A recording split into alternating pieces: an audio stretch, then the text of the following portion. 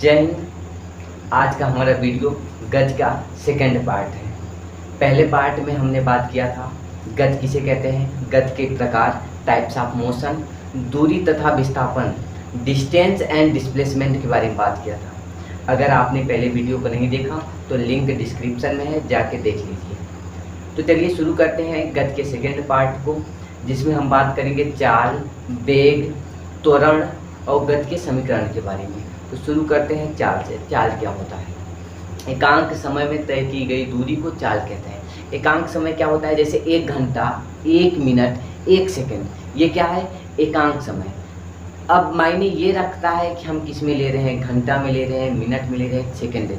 तो जो पहला घंटा होता है, 1 घंटा या 1 सेकंड या 1 मिनट, यही क्या होता है? एकांक समय। जैसे कि कोई गाड़ी 20 किलोमीटर की दूरी 1 घंटे में तय कर रही है, तो 20 किलोमीटर की जो दूरी 1 घंटे में तय कर रही है, यही हमारी चाल हो गई कि 20 किलोमीटर प्रति घंटा। जो चाल होगा 20 किलोमीटर प्रति घंटा होगा। जैसे यहाँ पे देखिए, जो मिर्ज़ापुर से दिल्ली की दूरी है लगभग 700 किलोमीटर, और इसे तय करने में हमें 10 घंटे लगते हैं। मिर्ज़ापुर से जो दिल्ली की दूरी है वो 700 किलोमीटर है, इसे तय करने में 10 घंटे लगते हैं। यानी ये बताइए कि हर 1 घंटे हम कितना दूर जाएं कि 10 घंटे में हम 700 किलोमीटर की दूरी को कवर कर लेंगे। तो क्या होगा, यहाँ पे 700 में हम यहाँ पे 10 से भाग दे देंगे। 700 किलोमीटर में 10 घंटे से भाग देंगे तो हमारा क्या आ जाएगा? ये 70 हो जाएगा, ये 1 हो जाएगा। यानी 70 किलोमीटर 1 घंटे में प्रति घंटा। 1 घंटे में हम 70 किलोमीटर की दूरी तय करेंगे, तो 10 घंटे में 700 किलोमीटर की दूरी तय कर लेंगे। यानी हमारी क्या हो जाएगी? चाल। चाल क्या होगी? 70 किलोमीटर प्रति घंटा, यानी 1 घंटा में 70 किलोमीटर। तो चाल का सूत्र क्या होगा हमारा? चाल का जो सूत्र होगा वो दूरी बटे समय होगा। इसका मात्रक होता है किलोमीटर प्रति घंटा, क्योंकि दूरी को हम यहाँ पे किलोमीटर में माप रहे हैं और समय को घंटा में, इसलिए मात्रक किलोमीटर प्रति घंटा होगा। और यहाँ पे जो हमारी दूरी होती है उसकी दिशा निश्चित नहीं होती, इसलिए चाल दूरी को मापता है, तो उसका मात्रक, इसका जो राशि होगा वो कैसा राशि होगा? अदिश राशि होगा, क्योंकि इसमें दिशा नहीं है। तो चाल हमारी कैसी राशि हो गई? अदिश राशि, क्योंकि ये दूरी को माप रहा है और दूरी में दिशा नहीं होती, इसलिए ये अदिश राशि है। अब हम बात करते हैं वेग, वेलोसिटी की। तो वेग क्या होता है? एकांक समय में तय किया गया विस्थापन वेग कहलाता है, या विस्थापन के समय दर को वेग कहते हैं। देखिए विस्थापन क्या होता है, हमने पिछले वीडियो में बात किया था। विस्थापन क्या होता है? 2 बिंदुओं के बीच की जो सबसे छोटी दूरी होती है, स्मॉलेस्ट डिस्टेंस होता है। जैसे ये क्या है? हमारा प्रारंभिक स्थिति, और हमें हमारा जहाँ सफर हमारा खत्म होगा वो क्या होगा? अंतिम स्थिति। प्रारंभिक स्थिति तथा अंतिम स्थिति के बीच की न्यूनतम दूरी को विस्थापन कहते हैं। तो ये देखिए, विस्थापन जो होगा वो सीधी रेखा में होगा और एक निश्चित दिशा में होगा। तो मान लीजिए कि 1 सेकंड में हम 5 मीटर विस्थापित होते हैं। 1 सेकंड में हम 5 मीटर विस्थापित होते हैं, तो हमारा जो वेग होगा, वेग वो क्या होगा? 5 मीटर प्रति सेकंड। यानी हर 1 सेकंड हम कितना विस्थापित हो रहे हैं? 5 मीटर। यही हमारा क्या होगा? वेग। तो वेग बराबर क्या होगा? वेग बराबर हो जाएगा हमारा विस्थापन, क्योंकि यहाँ पे विस्थापन को माप रहा है, विस्थापन बटे समय। मात्रक की बात करें तो मात्रक हो जाएगा, विस्थापन का मात्रक होता है मीटर और समय का मात्रक होता है सेकंड। तो मीटर प्रति सेकंड इसका मात्रक हो जाएगा। इसका मात्रक हो जाएगा, यहाँ पे ये नहीं दिख रहा है, यहाँ पे इसका मात्रक हो जाएगा मीटर प्रति सेकंड। समझ में आ रहा है? तो यहाँ पे जो हमारा प्रारंभिक वेग है, प्रारंभिक मतलब जो स्टार्टिंग में हमारी वेलोसिटी है, वो क्या, उसे हम लोग प्रारंभिक वेग यानी u से रिप्रेजेंट करते हैं, और जो हमारा फाइनल वेलोसिटी होगा, जो अंतिम वेग होगा, उसे हम लोग मतलब स्मॉल v से रिप्रेजेंट करते हैं। समझ में आया? तो ये था वेग और चाल में अंतर।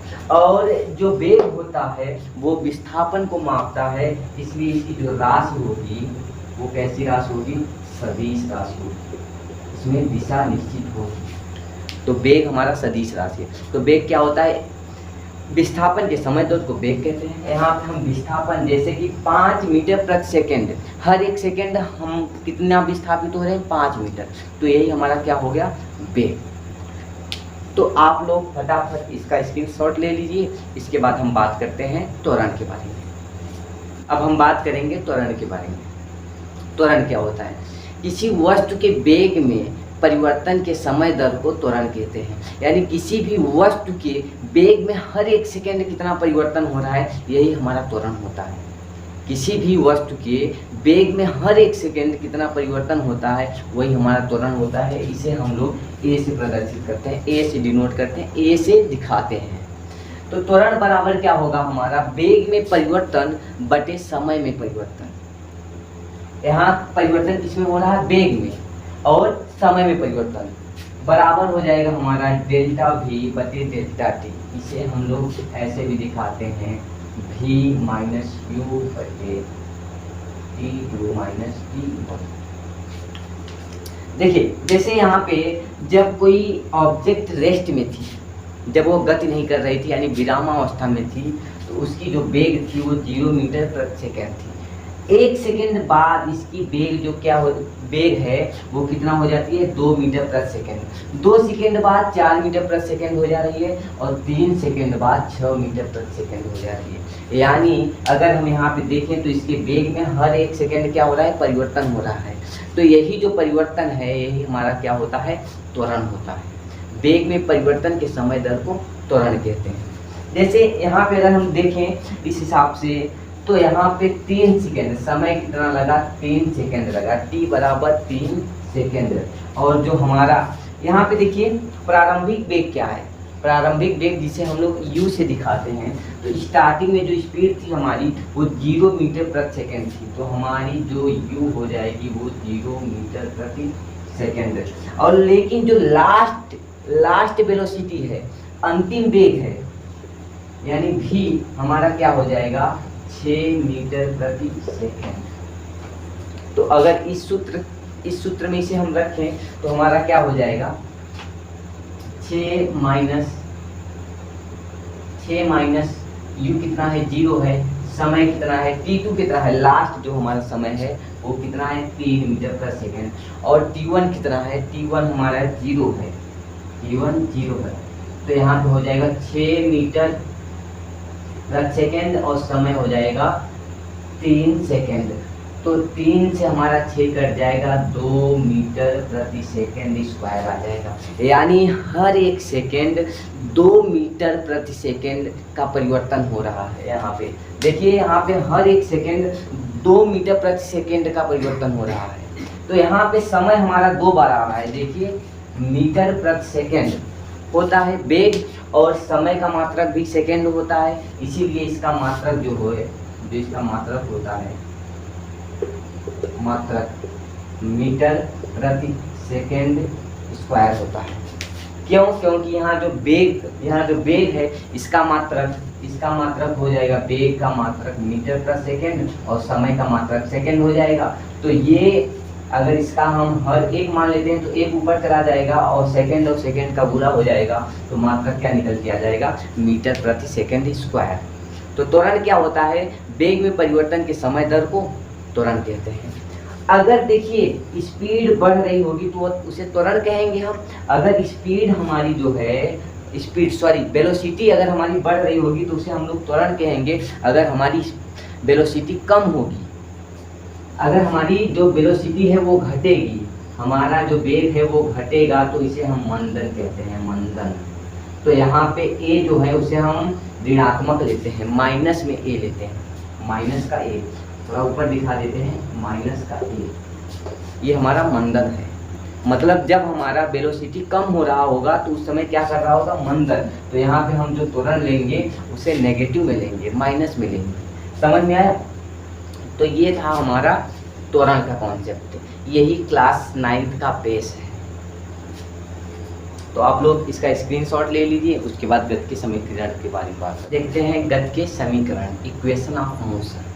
इक्वेशन ऑफ मोशन क्या है? गति के विषय में 3 समीकरण दिए गए हैं, जिससे हम प्रारंभिक वेग निकाल सकते हैं, अंतिम वेग निकाल सकते हैं, त्वरण निकाल सकते हैं, समय निकाल सकते हैं, विस्थापन निकाल सकते हैं। कुछ उसमें से वैल्यू दी हुई होगी, जैसे प्रारंभिक वेग दे दिया होगा, अंतिम वेग दे दिया होगा, समय दे दिया होगा तो त्वरण पूछेगा, त्वरण दिया होगा तो यहाँ पे हमारा प्रारंभिक वेग पूछ ले, अंतिम वेग पूछ ले। तो इनके लिए हमारे 3 सूत्र हैं। पहला सूत्र है v बराबर u प्लस ए टी। पहला सूत्र है v बराबर u प्लस ए टी। यहाँ पे हमारा जो v है वो अंतिम वेग है, u है वो प्रारंभिक वेग है, ये a जो है हमारा त्वरण है और t जो है हमारा समय है। ऐसे दूसरे में यश विस्थापन है, u प्रारंभिक वेग, t समय plus half A T square. a त्वरण हो गया, t समय हो गया। अब जो तीसरा समीकरण है हमारा गति का तीसरा समीकरण, v स्क्वायर बराबर u स्क्वायर प्लस 2as। ये हमारा तीनों समीकरण हो गया, जिसमें हमारा v बराबर क्या है? v का मतलब होता है अंतिम वेग, u का मतलब होता है प्रारंभिक वेग, a का मतलब होता है त्वरण, t का मतलब होता है समय और s का मतलब होता है विस्थापन। तो ये था हमारा गति का समीकरण। इसका फार्मूला डिराइव करने में समय लगेगा या ज़्यादा समय लगेगा, इसलिए हम फार्मूला डिराइव नहीं कर रहे हैं। अगर आप लोगों को इसका डेरिवेशन चाहिए तो आप कमेंट कीजिए, हम इसका एक अलग से वीडियो बना देंगे। और इसी के साथ हमारा क्लास 9th के लेवल का गति जो है उसका जो कॉन्सेप्ट है वो ख़त्म हुआ। और मिलते हैं आपसे नेक्स्ट वीडियो में, तब तक के लिए जय हिंद।